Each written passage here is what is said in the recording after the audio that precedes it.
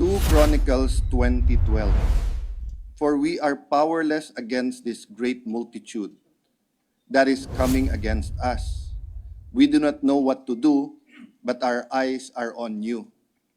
Yan po ang pinadalang verse ni Brother Joel, ni Senator Joel at 10:48 a.m. today because we do feel the forces ganging up on us. Ito po ang sinagot ko sa kanya ng 11:38 a.m. The Lord Himself goes before you and will be with you. He will never leave nor forsake you. Do not be afraid, do not be discouraged. So first and foremost, I'd like to welcome you here today for the prayer. I do not know if this is a prayer. I know for a fact that this is an assembly of people who love God and who want to submit to God. What I do not know is if this is the beginning of my journey as the Senate President or if this is a despedida. Because unlike the office of the mayor, the office of the barangay chairperson, the office of the president, which are elected by the constituents, the Senate President serves at the pleasure of the majority of the Senate. For me, it's very significant because the number 13, in my limited knowledge of Hebrew language and culture, is about change, about a seasonal change. And yesterday, someone sent me that the shortest serving Senate President served for 13 days. No? So hindi ko alam kung matatalo ko yung 13 days o kung 7, 8 days lang po tayo. But what I do know is this. The similarity between life and the Senate presidency is this. Life is from dirt to dirt. Di ba po? Pinanganak tayo, si Adam ay galing sa lupa, siya ay bumalik, nung ang physical niyang katawan ay namatay, bumalik sa lupa. Diba? Our earthly father, Adam, came from soil. And when his earthly body rotted, it went back to soil. So what matters is not when you're born or when you die. What matters is what you do in between. So my ascent from councilor to Senate President is galing ako sa lupa. I came from the most simple, a little bit of an advantage because my father was already in politics. No? But one day, I will leave this office. Maybe today, maybe a month from now, maybe after the impeachment, who knows? But what matters is what I do in the middle. So as I'm speaking, or in between those two dates, remember we're often asked, Pastors, if I accept the Lord Jesus Christ right now, and I am saved, sana kunin na ako ni Lord. Why? Because it's easier to die for God than to live for God. Di ba? The moment, the holy moment that we receive the Lord Jesus Christ, Bishop Leo, and we are born again, is the greatest moment in our life because that, I don't know who to quote, but that God shaped hole in our heart is suddenly filled, di ba? So people use the day they got married, the day their son or daughter was born, di ba? These are all great days, amazing days, days that you will not trade in. But that doesn't compare to the day that you are reconciled with God. But it is difficult. The second, the minute after, you might not sin physically, but in your mind that's there. So my point is, it is difficult to navigate as Senate President. I don't expect you to agree with all of our decisions. But I'd like to tell you the truth. Sometime in 2003, the attack on the Senate began. The attack on the Senate was not on Wednesday, May 13. And let me clarify.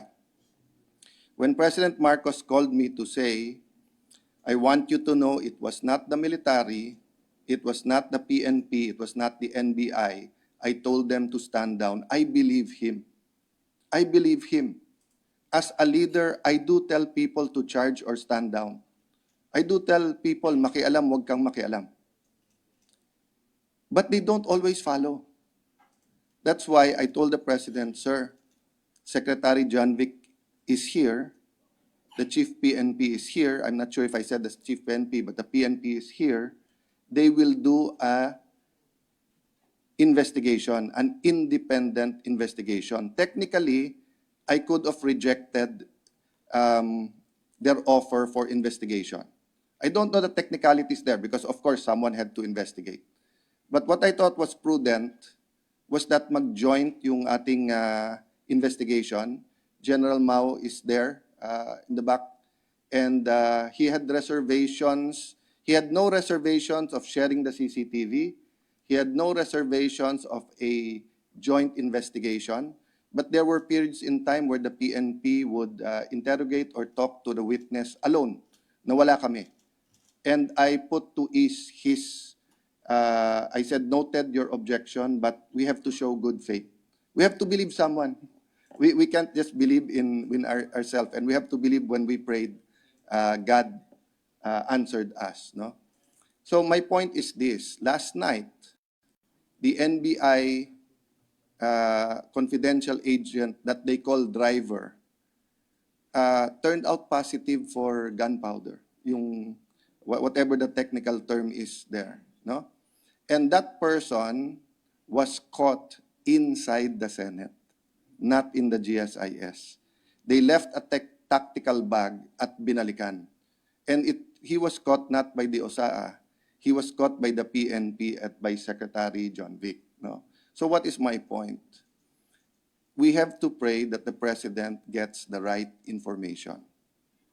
From day 1, actually from negative day 17, day 14, what do I mean by that? From the first time that one senator told me, Alan, ikaw na. Why do I say ikaw na? About 2 months ago, we had 14 senators. I have the proof. I have one copy.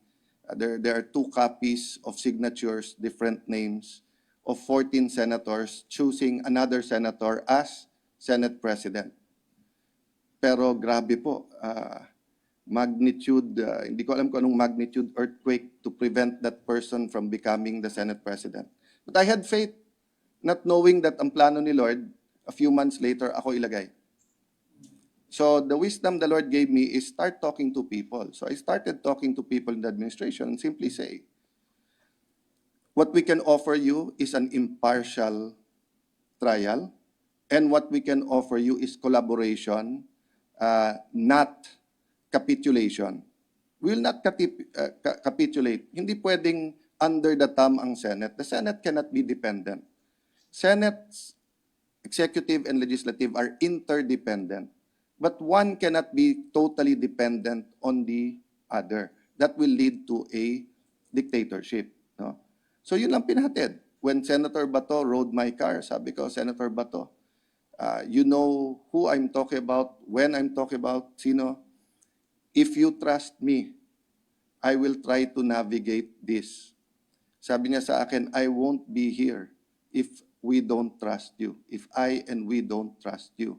Saturday night, he called me and said, I will not go there because dami ng checkpoint. It's almost impossible. But give me the number of one senator who promised me number 14 siya. He called that senator. Sinabi niya, na ako madulas ko. He told that senator, I will fight for you. I will campaign for you. Do not be afraid, etc. Then he called me. Sabi niya, Lan, I talked to Senator Blanc, and I don't think he will, kasi I told him, he promised me if you appear, he will appear. So sabi niya, I asked him questions, I don't think he will go. Hindi pupunta Lan. Sabi niya, hindi na rin ako pupunta kung hindi rin tayo 13. Sabi ko, sir, pang 14 siya, pang 13 ka. Exactly ito sinabi ni Senator Bato, pag-pray ko. At that moment, I felt the sincerity ng isang anak ng Diyos ay magtatanong sa Diyos, what should I do? No? And at that moment, yung prayer ko, Lord, if there are principalities or authorities preventing this, ilagay mo. Okay, backtrack. While I was talking to these people from the administration, I went to the former Senate President, Senator Chis Escudero, and sabi ko, pare, pwede bang hindi ako? Ano ibig sabihin? Pwede bang si ate na lang? Kasi mas amiable siya, wala siyang kaaway, baka may sumama pa sa kabilang grupo, maybe 2 or 3 of them would join us. You're closer to the other group than me. You're closer to the administration than me. Baka you can make calls. Sige, I'll make calls kanya, pero kaya mo yan, pre. So sabi ko, I'll pray, and if God tells me, I'll do it. But if it's not clearly me, why should I do it?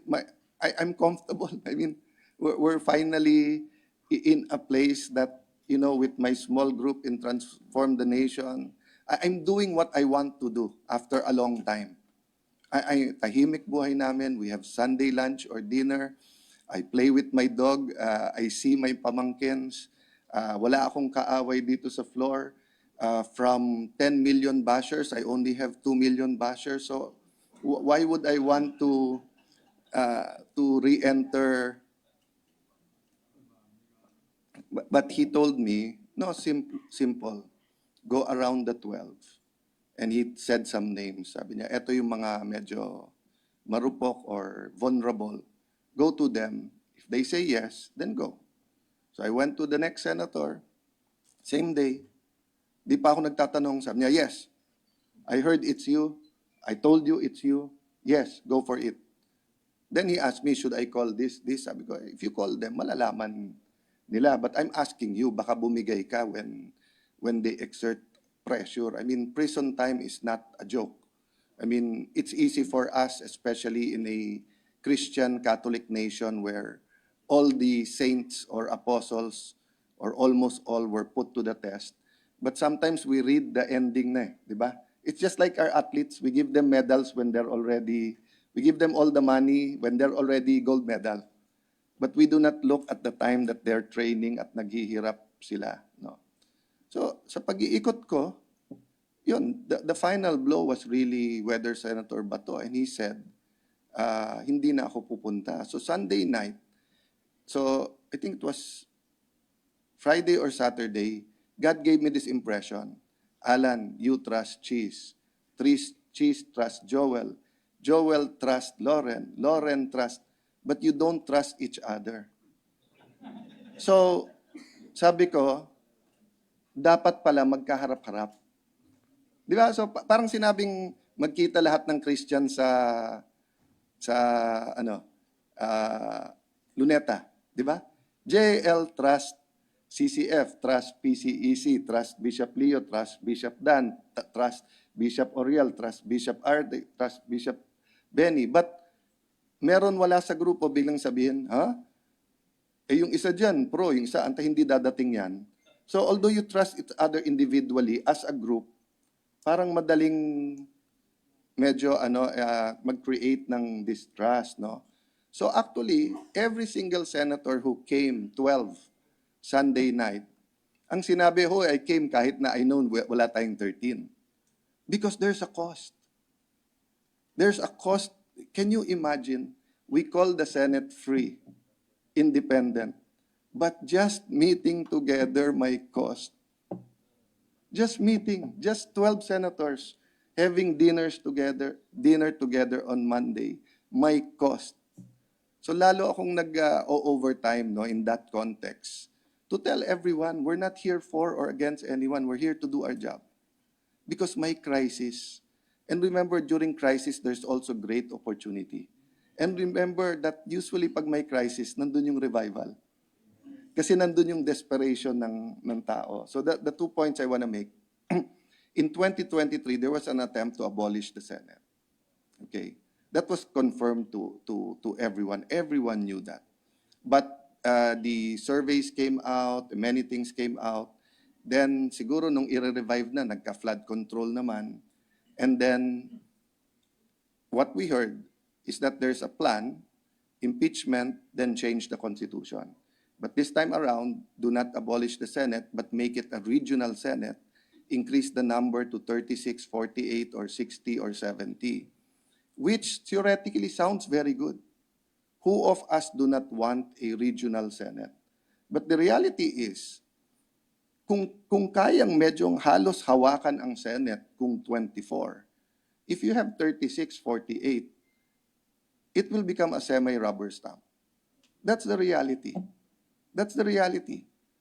If the Christian groups over the send 10 people and they swear and they say na, we will be the conscience or the elders of the Christian community, you will be the apostles, not only pastoral care but apostolic leadership, they will be able to withstand, the battles between Peter and Paul. They will be able to meet as a group, pray, and submit to the Lord. But you tell me, put in a room 200 Christian leaders. No, it's not about who is Judas or who is right or wrong. It's just simply easier to manipulate a bigger group than a smaller group. So in thanking you today, please don't pray for me as Senate President. Diba? First, please pray that whatever plans the Lord has, there will be no spiritual, physical blockages. No? Remember, before running for Congress, ang prayer, Bishop Leo, ni Brother Eddie sa akin, parang may nakita siyang wall. So he prayed that any wall blocking my destiny will be destroyed, and then a bridge. So any wall that is blocking, all of you here are repositories of prophecies for the nation. And of course, all of us are praying that delayed lang yung iba doon, hindi canceled. No? Okay. The IFP have been interceding. Can I share just this one thing, the impression lang ni Lord? Hindi ko makalimutan during year 2000, 1999 or 2000, Bishop Dan Balais prophesied na magkakaroon ng oil ang Pilipinas. I don't remember now if that's 99, 98, or 2000, but sometime during that time hindi siya National Bible Day pa. I don't know if it's National Prayer Day or basta it's one of those big Christian, prophesy ni Bishop Dan yun, na discover Malampaya a year or 2 years later. 2-3 years later. Okay. I never understood why the Lord stopped there at ba't hindi tayo umaman until I watched Miles Monroe. Sabi ni Dr. Miles Monroe, whatever you do not manage, God will not continue or He will get it from you. Sabi ni Miles Monroe, if you're asking for a bigger house, but you can't even clean your room, why will the Lord give you a bigger house? If you're asking for 1 million pesos, but 2,000 pesos na lang, nag-online betting ka pa, nagloloto ka pa, why should He give you 1 million pesos? So I realized God gave us an oil as appetizer. The main course of oil and gas that will make the Philippines very rich is just there. Pero sabi niya, anak, di pa kayo ready.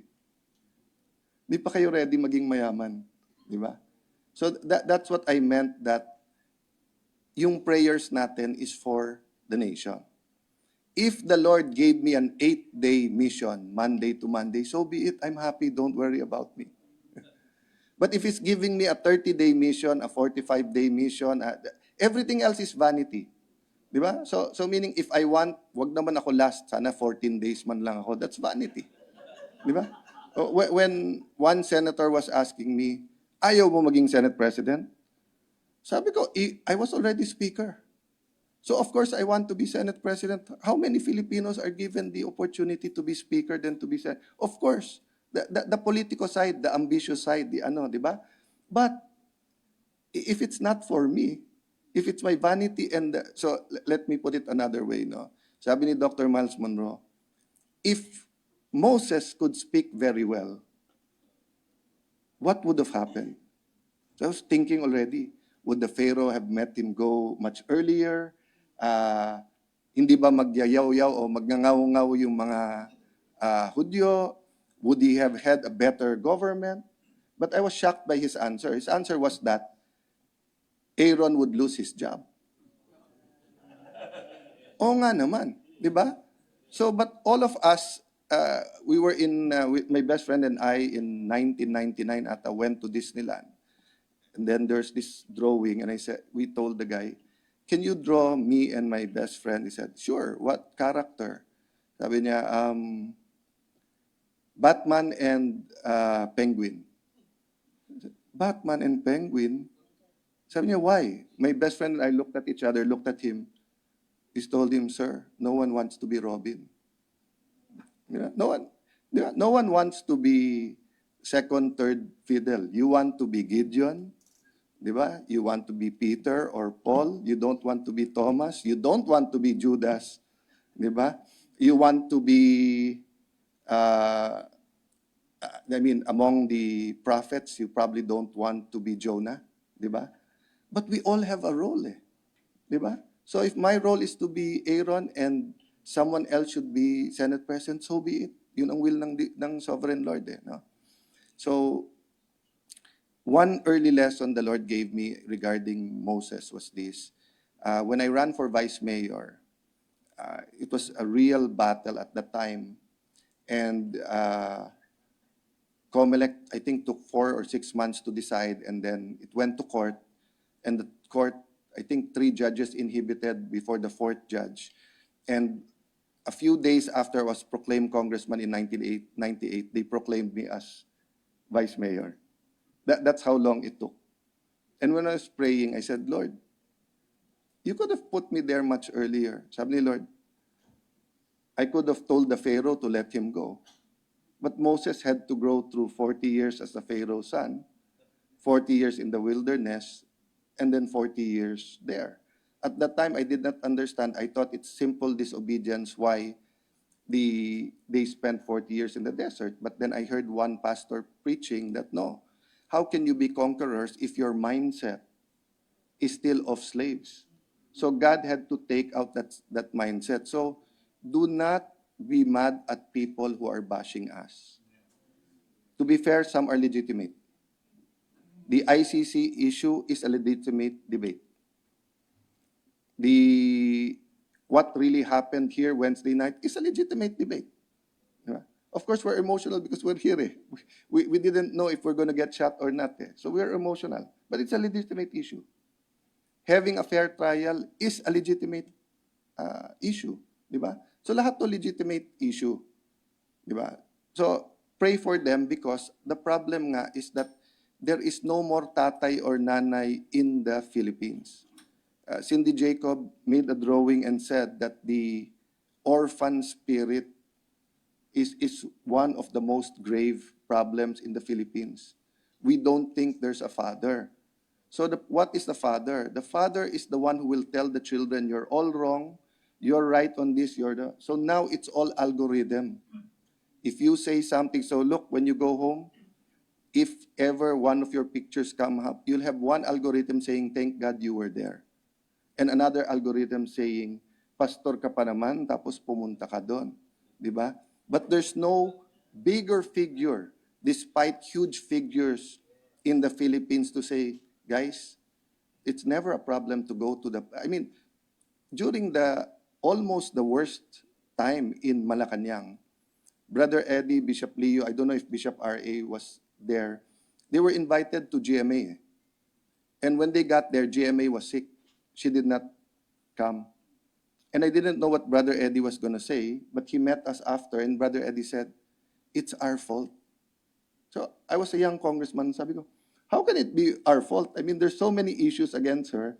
We go to Malacanang, we're going to pray for her, she doesn't show up. So sabi ni Brother Eddie, because the devil doesn't want us to pray for her. That's why she was given an affliction that day. We prayed that we go to Malacanang. We did not pray that she be well enough for us to. Same thing kay Billy Graham. When he was asked about Jimmy Swaggart, the pastors and ministers thought he was going to go hard on Jimmy Swaggart. Sabi ni Billy Graham, pray for him, it could have happened to me. The humility, di ba? It could have happened to me, di ba? So, all of us, including me, have to make accusations. But it could have happened to me. And let me close lang with, I love witnessing because whether it's theology, ideology, any ideology, we can debate. But when you witness, it is something personal. Okay. My relationship with Bishop R.A., and who can forget R.A. in Congress, a Republic Act yun eh. Diba? So, Bishop R.A., my relationship with many of you were born love, humility, acceptance, service together, etc. My relationship with him was born from adversity because there are a group of Christians were against the impeachment of former President Arroyo. And the rhetoric was going up, but it was through the newspapers dahil hindi pa masyado yung social media. And siguro someone said, you're both Christians.